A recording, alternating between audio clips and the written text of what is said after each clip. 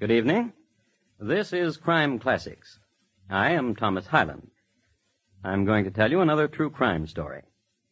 Listen.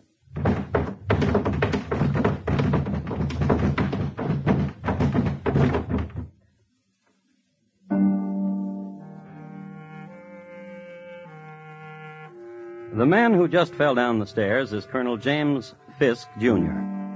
Although the colonel is a man given to the consumption of dozens of Blue Point oysters and bottles of heady wine at a sitting, his friends were given to pointing him out as a man inordinately steady on his feet.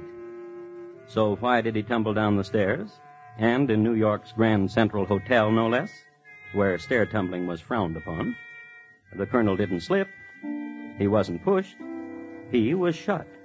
The sudden presence of 2 bullets in him had upset his equilibrium. The man who's running away is the man who just shot the colonel.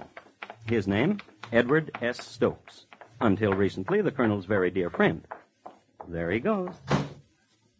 And tonight, my report to you on the checkered life and sudden death of Colonel James Fisk, Jr. Crime Classics, a series of true crime stories taken from the records and newspapers of every land, from every time. Your host each week, Mr. Thomas Hyland, connoisseur of crime, student of violence, and teller of murders. And now, once again, Thomas Hyland.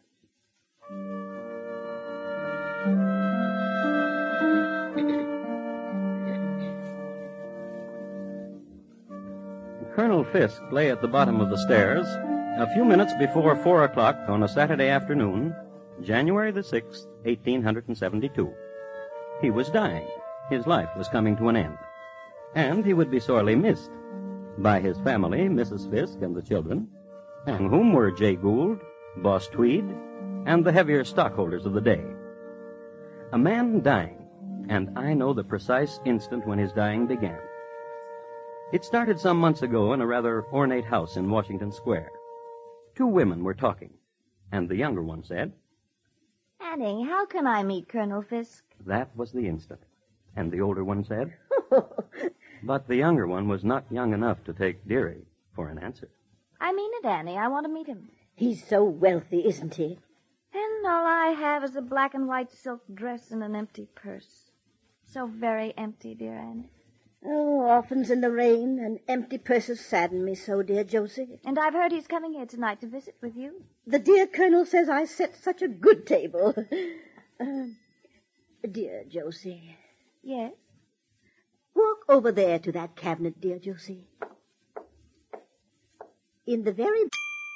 Sample complete. Ready to continue?